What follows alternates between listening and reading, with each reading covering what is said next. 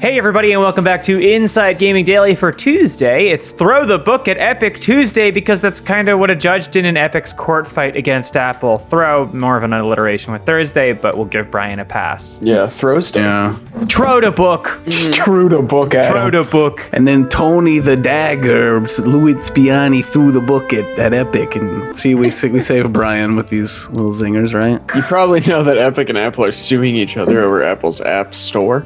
And most importantly, the 30% commission it takes. Epic says that it's a monopoly. Apple says, no, it's not a monopoly.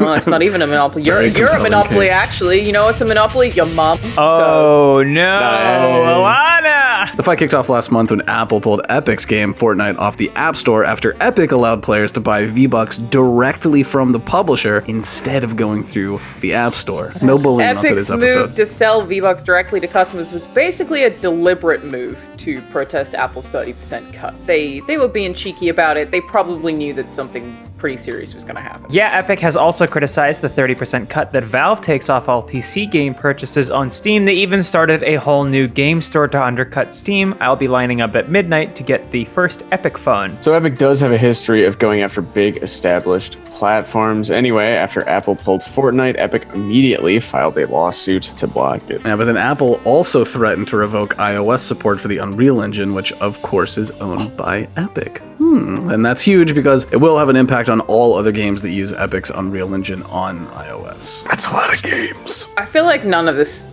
script would make any sense to anyone who isn't already familiar with this situation. Like, what? What's an apple? And an epic? What is Apple? Unreal Engine? An epic like Homer's Iliad? What? Federal Judge Yvonne Gonzalez-Rogers later granted a restraining order that kept Unreal on iOS, but Fortnite remains banned. Thank you, Federal Judge Yvonne Gonzalez-Rogers. Cool name. You sound like That was a very cool name. That is it. I like a name with a lot of names in it. Edward James Olmos. That's it. All right, we've exhausted the list. That brings us to this week when both sides got to argue their case in front of Judge Gonzalez-Rogers, and she had some pretty strong words for Epic, or rather Epic's lawyers arguing the case, because honestly, the only real winners here are the lawyers, even when they're losing. Dean Takahashi of Games Beat said that Gonzalez-Rogers grilled lawyers on each side that she seemed very skeptical of Eric's capability to prove its case against Apple. Why? What did Eric do? That's Eric. I don't like to play Eric's games. I think Eric's perfectly capable.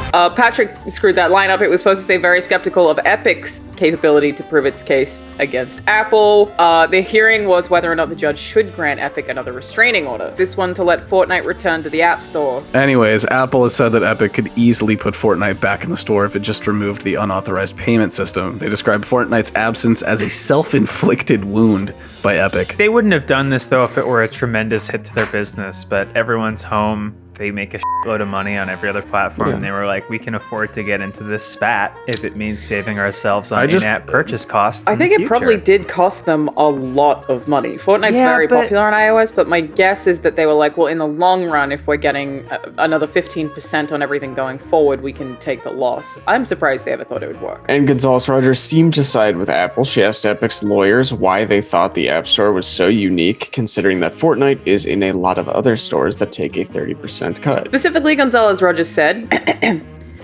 if we look at the video game industry, of which your client is a part, the 30% seems to be the industry rate set. Steam charges 30%, GOG, Microsoft charges 30%. In the consoles, PlayStation, Xbox, Nintendo, GameStop, Amazon, Best Buy charge 30%. Your client doesn't. Where is the lack of competition? Thank you, Dame Duty Dench. Did you say Dame Duty Dench? Duty Dench.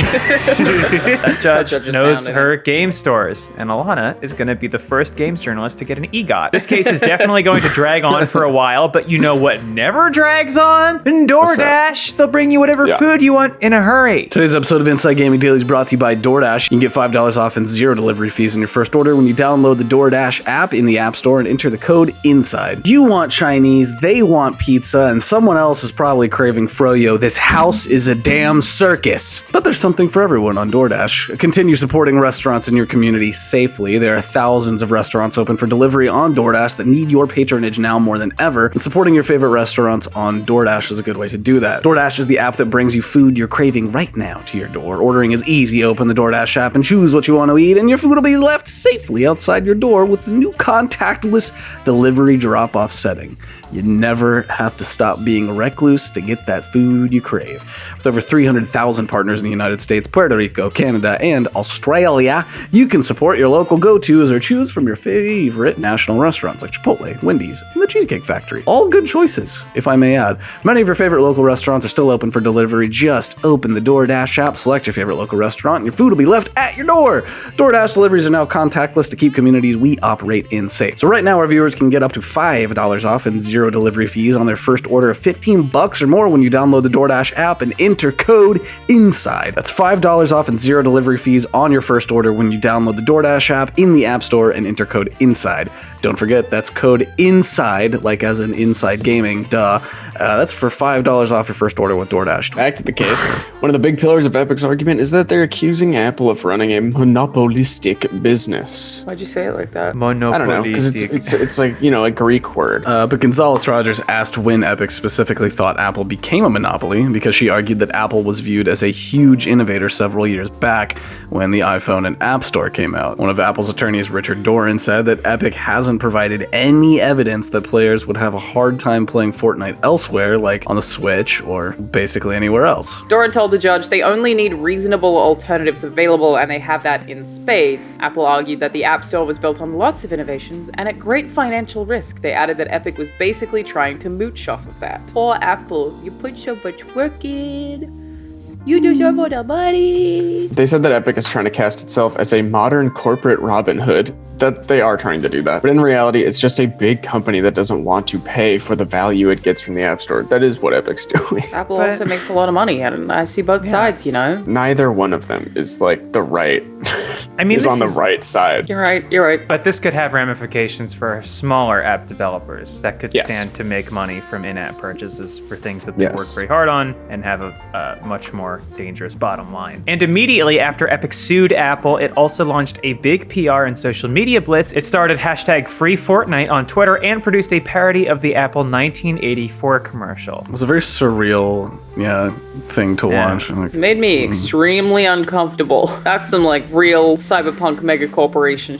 The judge pointed out that walled gardens like Epic is accusing Apple of running have been around for decades. She added, Nintendo has had a walled garden, Sony has had a walled garden, Microsoft has had a walled garden. In this particular industry, what Apple is doing is not much different. Ooh, Tim Sweeney is he's got that nerd anger right now. He just squeezed his Popeye's 40-ounce Dr. Pepper. Faces sort of go red and they just shake a bit. Yeah. Can't relate. Frick! She also agreed with Apple, who argued that Epic committed sabotage when it turned on its direct payments for Fortnite in order to sell V-Bucks directly to consumers. Gonzalez Rogers told Epic, "You were not forthright. You were told you couldn't do it, and you did." When it comes to direct payments like what Epic was doing with Fortnite, Epic's lawyers pointed out that apps such as Lyft or Uber and even video apps like Amazon Prime Video are allowed to use direct or alternative payment systems on iOS. So they're basically arguing, why not us too? Apple argued that those examples were completely separate businesses and are different from in-app purchases like in a game. They're different businesses, so it's not even the same thing. But in the end, Gonzalez Rogers called for the case to go for a trial by jury, saying, I don't think individual judges have the be-all and end-all here. And then she predicted that a trial could happen by July of next year or possibly later. Dame July Dench. Yeah, and honestly, that would be a pretty quick turnaround because these things can drag on for years and years. Epic has said that it's prepared to dig in for a long fight, and you can bet that Apple is too. Yeah, there's constantly banks and credit cards are in these dozen-year-long Epic legal struggles. These legal struggles that nobody knows about, and then the verdicts have huge. Yeah, I probably just can't even bother continuing. Struck. Struck. Worst part, Epic is not asking for damages in the case. They just want a ruling that stops Apple from blocking Fortnite on the App Store, and of course, they want to keep taking direct payments rather than Apple taking a 30% cut. Those Fortnite billions are just not enough. They're I making understand. a Fortnite Billions tie-in? That's awesome. Exciting. I've always wanted to play as Paul Giamatti. Finally, it's going to get me back in. Apple, though, is seeking all kinds of damages and attorney fees, too. It's also worth noting that Google blocked Fortnite from the Play Store for the same reasons that Apple did, and Epic has filed a suit against Google, too. Damn, taking on all the giants all at once. The stakes in this thing are massive, though, and they could affect the entire mobile gaming industry. So this case is being closely watched by a lot of parties, including us. I think they're both evil. I don't trust either of them, but technically, Yes, Queen. Epic's fight is one that would have a good outcome for indie devs or devs who Yeah. don't have massive publishers. Yeah. Happy Friday, everybody. It's the weekend. We made it. Who wants to do it?